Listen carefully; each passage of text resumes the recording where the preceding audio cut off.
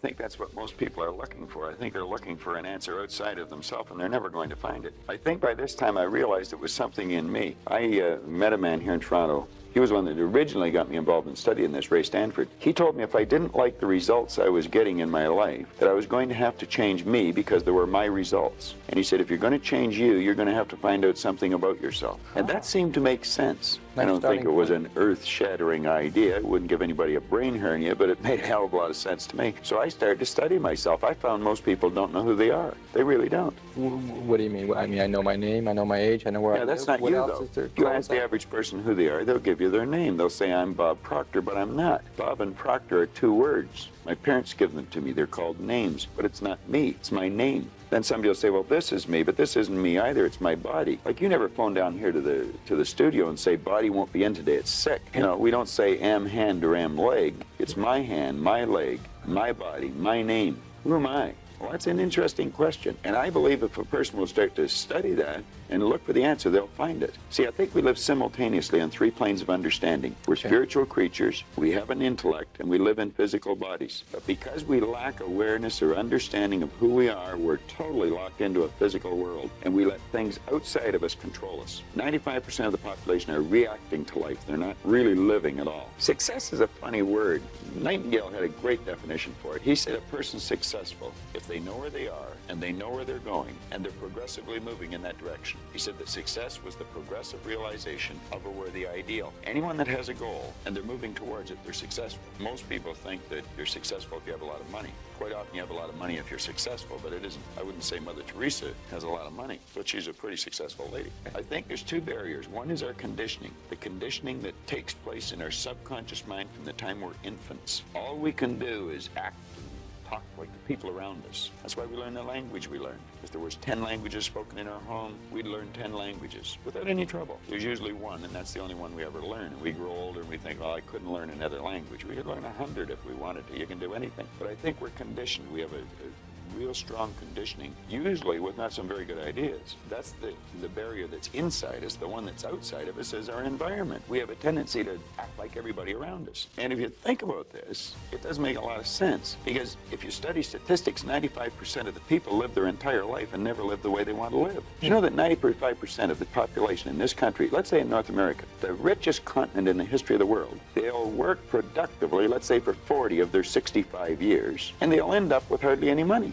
There's got to be something wrong. 5% of the people end up financially comfortable or independent. So I think it's quite an exciting idea because, you see, the idea behind it is that anybody can win, anyone at all. But if we start studying these statistics, I think we'll arrive at the conclusion, geez, I better start thinking for myself rather than follow everybody. Most people, they get a job, they look around, they see how everybody else is doing their work, and they start doing it the same way. They should stop and think, I wonder if any of these people know what they're doing. Is there a better way to do it? Don't we have a need to fit in? Exactly. Just fall into line, take a number, be like everybody around. Now, that'd be great in the animal kingdom, but human beings aren't supposed to live that way. I think we should make a few waves. We should maybe stand out, be different, not for the sake of being different, but because we are different. We all think different thoughts. And I believe we should start to think and build images in our mind of what we'd like to do and then set out and do it. Emerson did that, Edison did that, Marconi did that, Samuel Morse did that. We could go on and on and on. They were different, they stood out, they made a few waves. You start with a search for yourself to try to find out more about yourself. Well, I didn't start out like that in the beginning. I started out at wanting to earn a lot of money. I figured if I had enough money, I was going to cure all my problems. I found that that wasn't true. I earned a fair amount of problems or money, and I seemed to have more problems. You know, working at this for a few years, I decided that, you know, the real answer is get to know yourself a little better. Okay. And I don't think you have to go off in the Himalayas and become a guru to... What did you do to learn about yourself? I attended seminars. I went and listened to different speakers who taught something about the mind. I think the answer's in our mind if we'll start studying and trying to understand our mind. I learned that the biggest part of me you'll never see. It's non-physical. What you see here in the physical body is nothing but the physical manifestation of the higher side of my personality. And of course that's true with you and, you know, Nancy's on the camera. It's true of everyone. And what we have to study, I think, is how does this non-physical part of my mind work? What happens when I think? Where do thoughts come from? How was this chair built? Somebody had to think. Thoughts are everywhere, and we pull thoughts into our mind and we build pictures or images in our mind. What we want to understand is that's a non-physical side of ourself that's doing that. If I can build an image of something in my mind, I'm quite capable of building a physical replica of it in my world. So if I build an image of me as a happy, relaxed person, I can live like that. If I build an image of myself as being prosperous, I can become prosperous. So if we think rich, we will be rich. Absolutely. We're already rich, just short of money. Okay, those of us that like to acquire more money and or happiness or whatever we see success, those of us that want to reach the goals that we've set for ourselves, we do it first by...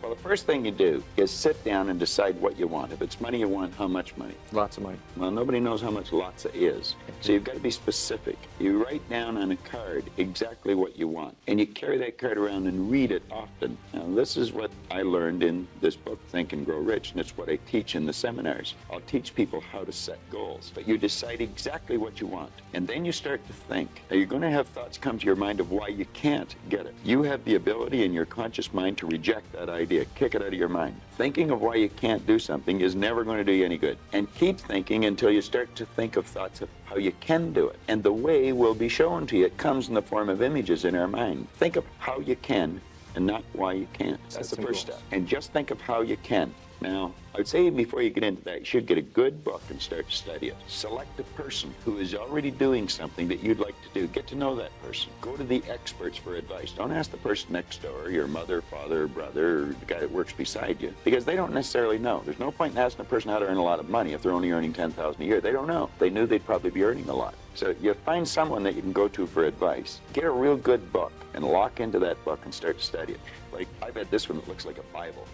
But this is Napoleon Hill's book, Think and Grow Rich. I've been reading this thing now for 23 years. I'll probably read it for another 23 years. I got another good book that I brought over here today. It's called The Power of Your Subconscious Mind. But Dr. Joseph Murphy wrote this book, The Power of Your Subconscious Mind. And that's probably one of the best books that you're ever going to find, because you're going to learn something about your mind when you read this book. Now, I read a lot of books. I've got probably 1,000 books sitting in my den at home in my library. But the one that I carry it everywhere I go, and I read it all the time, is Think and Grow Rich. I never stop reading it. The secret is, I once read in a book where it said, when you read a good book through the second time, you don't see something in it that you didn't see before. You see something in yourself that wasn't there before. You see, when I read this, I create a greater awareness. Let me just read you one line out of here, 2 lines. Okay. Hill said, the missing link in all systems of education known to civilization today may be found in the failure of educational institutions to teach students how to organize and use knowledge after they acquire it. He went on to say that we should understand the real meaning of the word educate. It's not going to a brick and mortar edifice for 25 years. That's gathering information. You'll probably develop your memory, but I would question how well you develop your mind.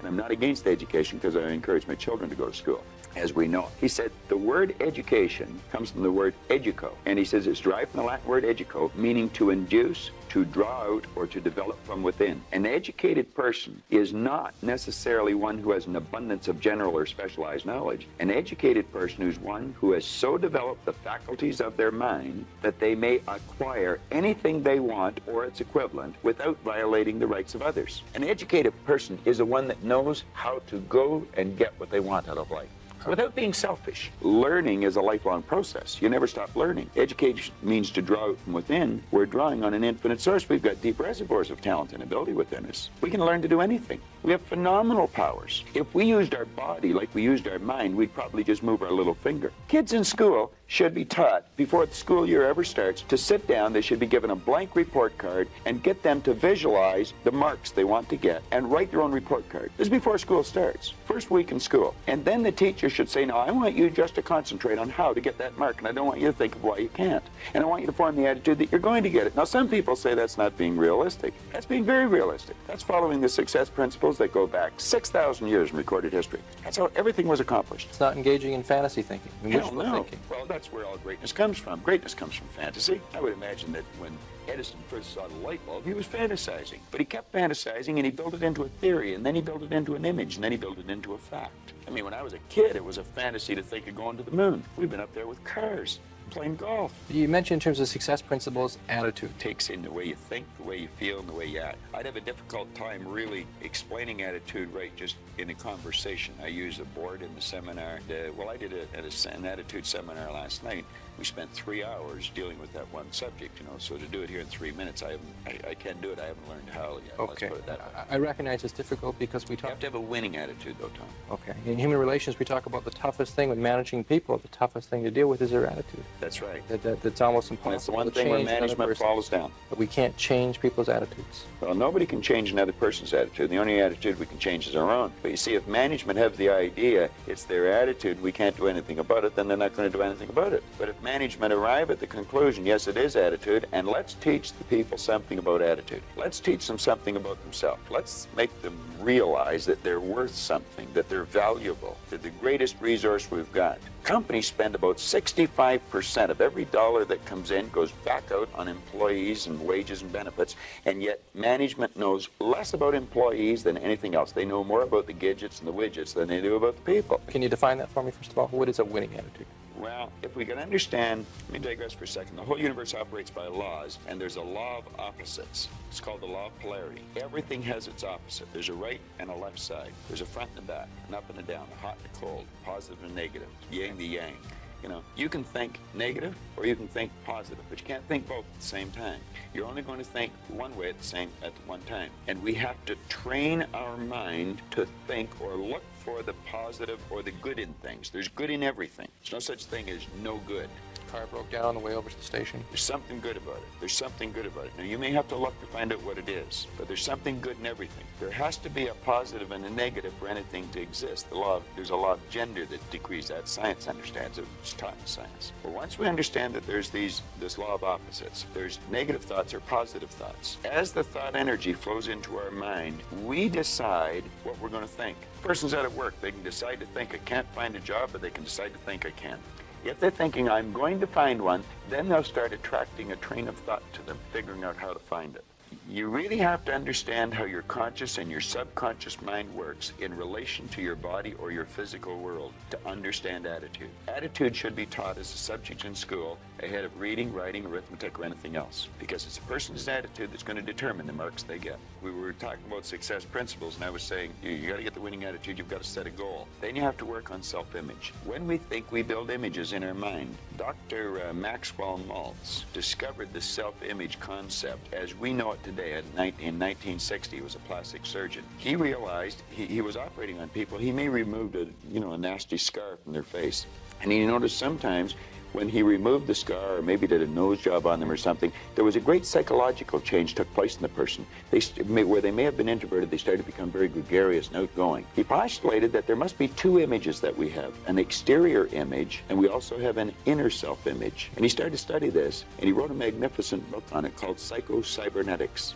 And psycho-cybernetics, psycho being the mind, cybernetics being the science of control and communication. And he goes into this and he explains how every one of us has an image in our mind of ourselves, and it's called a self-image. Too many people don't know much about themselves, and so they don't have a very good image of themselves. And you'll often notice that people will shy away from you. They won't look you in the eye. They'll look down or look up. They'll never try to do anything of any great consequence because they don't think they can. They have a poor self-image. Part of that is because through school we're told about what we don't do well. We failed here, we had low grades, or we've only got 60% or whatever. I think there's been a great disservice done with the IQ test in that respect when you're bringing out school. Binet, the Frenchman back around the turn of the century, invented the IQ test, and then we brought it over from Stanford over here, and we'll test a person's intellect, and then we'll brand them good, bad, smart, not, and that's not true. We can change IQs by changing self-images. But yes, if we're told we're not very good, you're just like your dad,